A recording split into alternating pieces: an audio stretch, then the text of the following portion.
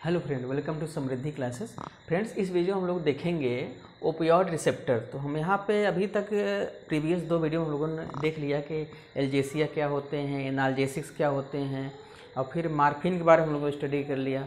फिर pharmacological study हम लोगों ने किया वहाँ पे। उसके बाद अब हम लोग देखेंगे यहाँ पे वो आपका है कि ओपियोइड रिसेप्टर।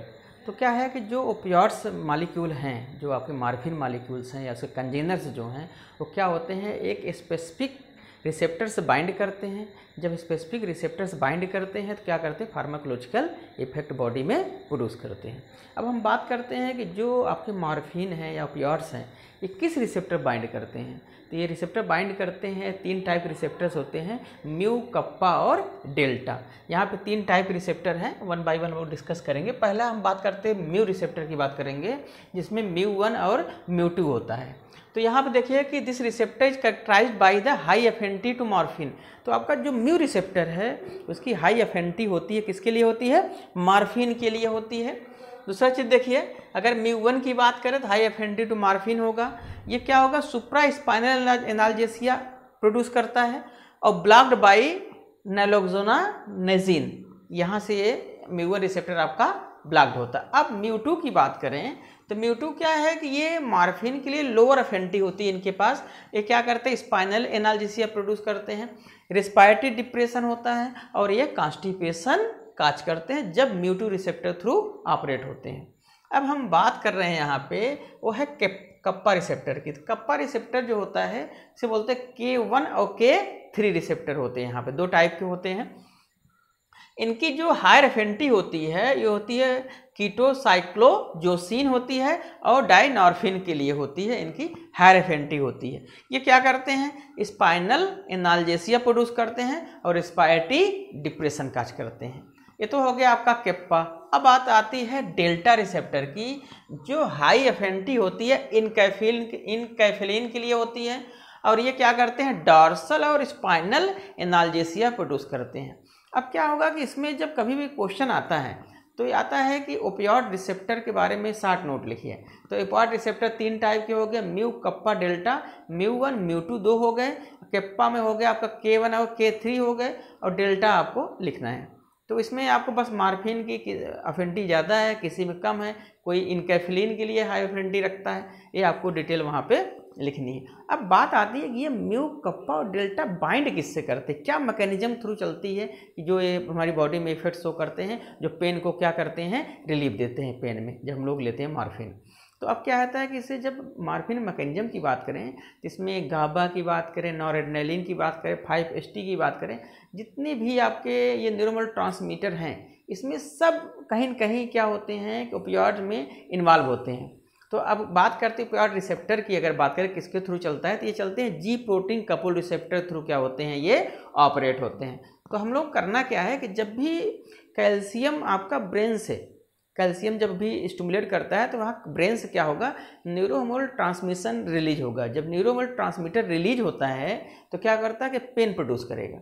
तो हमें अल्टीमेटली क्या करता है, हमारा जो गोल होगा, आपको याद रखने के लिए बता दें, हमें क्या करना है कि जो ब्रेन से न्यूरोमोरल ट्रांसमीटर को रिलीज को बंद करना है। बस इतना ही हमें याद रखना है कि जो न्यूरोमोरल ट्रांसमीटर रिलीज हो रहे थे पेन के लिए, उसको बंद कर देंगे तो हमें पेन का सेंसेशन नहीं होगा। तो अब देखिए इधर क्या होता है कि ये आपका म्यू, कप्पा, डेल्टा है, ये आपके एक मेम्ब्रेन हो गई। अब यहाँ पे क्या होगा, जैसे ही एगोनिस्ट यहाँ पे बाइंड करता साइड पे, म्यू, कप्पा, डेल्टा क्या होगा, एक्टिवेट हो जाएगा। एक्टिवेट होने के बाद क्या करता है कि म्यू और डेल्टा के थ्रू पोटेशियम को बाहर करने लगता है। जब पोटेशियम बाहर होगा, बाहर जाने लगे तो इसे बोलते हैं हाइपर पोलराइजेशन। हाइपर पोलराइजेशन काज करेगा। दूसरा क्या करता है कि ये जब एगोनिस्ट बाइंड करता है तो ये जी प्रोटीन इनहिबिशन को स्टिमुलेट कर देता है, जिससे क्या होता है, एडिनाइल साइक्लेज से साइक्लिक एमपी का फार्मेशन नहीं होता है। साइक्लिक एमपी का फार्मेशन नहीं होगा तो कैल्शियम आयन की क्या होगा, मोबिलाइज नहीं होगा।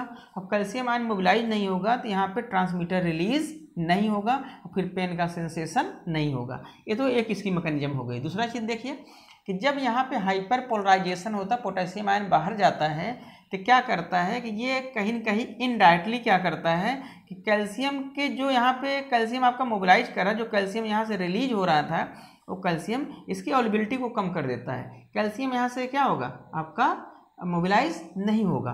दूसरा चीज़ देखिए कि 2 चैनल थ्रू हम लोगों ने कैल्शियम के डिफिशियंसी को कम कर दिया।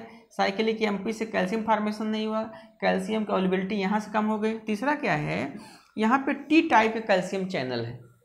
देखिए हार्ट में एल टाइप का होता है, एंटी एपिलेप्टिक हम लोग पढ़े तो वहाँ पर टी टाइप कैल्शियम चैनल होता है, ओपियोइड्स में आपका एन टाइप कैल्शियम चैनल होता है। तो अब देखिए यहाँ पर क्या है कि जो एन टाइप कैल्शियम चैनल है यहाँ से कैल्शियम आयन की एंट्री को ब्लॉक कर देंगे। अब कैल्शियम आयन की एंट्री नहीं होगी तो ये चलता है कैप्पा रिसेप्टर थ्रू। तो यहाँ से क्या होगा, कैल्शियम की एंट्री रिड्यूस हो जाएगी। कैल्शियम की एंट्री रिड्यूस हो जाएगी तो ऑटोमेटिकली यहाँ पे कैल्शियम कंसंट्रेशन क्या हो जाएगा, कम हो जाएगा। कैल्शियम कंसंट्रेशन कम होगा तो न्यूरोमल ट्रांसमीटर रिलीज भी कम हो जाएगा और पेन का सेंसेशन नहीं होगा। तो हम लोगों ने बताया जैसे ही देखिए दोबारा बता दे रहे हैं आपको कि एगोनिस्ट जैसे ही एगोनिस्टिक बाइंडिंग साइड बाइंड करेगा, म्यू कप्पा डेल्टा रिसेप्टर को एक्टिवेट करेगा। एक्टिवेट करता है तो क्या करता है, म्यू और डेल्टा के थ्रू क्या कर पोटेशियम बाहर करता है, हाइपर पोलराइजेशन काज हो जाता है।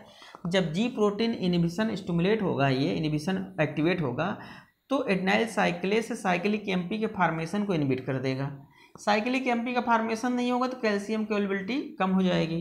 दूसरा चीज़ क्या करता है कि जो जी प्रोटीन इनहिबिशन होता है ये कैल्शियम आयन की एंट्री को कम कर देगा। कैल्शियम आयन की एंट्री नहीं होगी तो ये भी कैल्शियम इनडायरेक्टली क्या करेगा, निगेटिव इफेक्ट डालता है, क्योंकि कैल्शियम की अवेलेबिलिटी कम हो रही है यहाँ पे। अब 3 तरफ से, यहाँ से कैल्शियम की अवेलेबिलिटी कम हो रही है, ये भी कैल्शियम की अवेलेबिलिटी कम कर रहा है, यहाँ से चैनल ब्लॉक कर दे रहे हैं, ये भी कैल्शियम की अवेलेबिलिटी कम कर रहा है। अब कैल्शियम की अवेलेबिलिटी कम हो गई तो न्यूरोमल ट्रांसमीटर रिलीज भी नहीं होगा।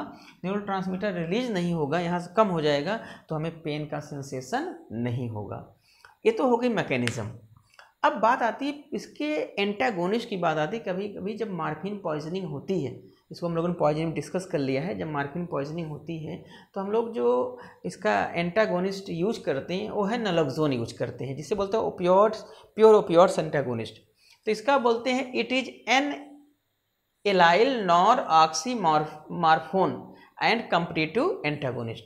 तो इसको आपको याद रखना पड़ेगा, हो सकता है एग्जाम में पूछे ये क्या होता है। ये एन एलाइल नॉर ऑक्सी मार्फोन और कम्पिटिटिव ब्लॉकर्स होता है, कम्पिटिटिव एंटागोनिस्ट होता है। अगर 0.4 to 0.8 mg IV क्या कर अगर दे दें तो क्या करता है कि जो मार्फिन का बॉडी पे इफेक्ट है उसको टोटली एंटागोनाइज कर देता है। ये तो हो गया एक नैलोक्सोन हो गया। दूसरा जो आपकी ड्रग है वो है नैल्टिजोन। ये भी क्या है, नैल्टिजोन जो है वो केमिकली रिलेटेड है, एकदम सेम मैकेनिज्म आपकी होगी, वो होगी किसकी तरह, नैलोक्सोन की तरह। तो आपके प्योर जो एंटागोनिस्ट हैं आपकी, पहला हो गया नैलोक्सोन हो गया, दूसरा हो गया नैल्टिजोन। 2 आपके यहाँ पे प्योर एंटागोनिस्ट हो गए जो क्या करते हैं हम लोग यूज करते हैं मार्फिन पॉइजनिंग के ट्रीटमेंट के लिए। तो आज हम लोगों ने देखा कि यहाँ पे हम आपको दोबारा रिवीजन करा दे रहे हैं कि आपके ओपियोइड रिसेप्टर्स कौन कौन से हैं। म्यू कप्पा डेल्टा हो गया, म्यू में म्यू1 और म्यू2 हो गया, कप्पा में K1 और K3 हो गया, डेल्टा हो गया। अब इसकी हम लोगों ने मैकेनिज्म की बात की, तो हमने बताया कि आपको जी प्रोटीन कपल रिसेप्टर्स आप थ्रू ऑपरेट होता है। जैसे ड्रग मालिक्यूल रिसेप्टर्स बाइंड करता है, क्या करता है, कैल्शियम की अवेलेबिलिटी कम कर देता है। कैल्शियम की अवेलेबिलिटी कम हो जाएगी, न्यूरोमोल ट्रांसमीटर ब्रेन से रिलीज नहीं होगा तो हमें पेन का सेंसेशन नहीं होगा। अब प्योर जो आपके ओपियोइड्स एंटागोनिस्ट हैं वो आपके नैलोक्सोन हो गए और नैल्टिजोन हो गए। तो यहाँ पे हम लोगों ने ये सब चीज़ कवर कर लिया। एक आता है क्वेश्चन 60 नोट होगा मार्फिन पॉइजनिंग का, तो हम यहाँ पर डिस्कस इसलिए नहीं कर रहे हैं कि ऑलरेडी हम लोग जब आपका पॉइजनिंग डिस्कस किया हुआ था तो उसमें एक हमने वीडियो ऑनलाइन में डाला हुआ है, आप देखेंगे तो उसमें है morphine poisoning and it's treatment. तो वहाँ पे आप देखेंगे तो वहाँ पे मार्फिन पॉइजनिंग का ट्रीटमेंट आपको और सिम्टम्स टोटल आपको वहाँ पे मिल जाएंगे उस वीडियो में। तो ये रहा आज का ओवरऑल आपका ओपियोइड्स एनाल्जेसिया में ओपियोइड रिसेप्टर और मैकेनिज्म। ये तो आपका यहीं पे फिनिश होता है। अब हम लोग नेक्स्ट में देखेंगे सीनेस स्टिमुलेट और कॉग्निटिव एनहांसर। 2 टॉपिक आपके इसमें बचे हुए हैं सेंट्रल नर्वस सिस्टम में, अदरवाइज ओवरऑल आपका सेंट्रल नर्वस सिस्टम अब यहीं से आपका फिनिश होता है। हम लोग मिलेंगे नेक्स्ट वीडियो में। तो अभी लेकिन 2 टॉपिक आपके बचे हुए हैं, वो हैं आपके सीनेस स्टिमुलेंट और कॉग्निटिव एनहांसर। तो हम लोग मिलते हैं एक नए टॉपिक के साथ नई वीडियो में। Thank you.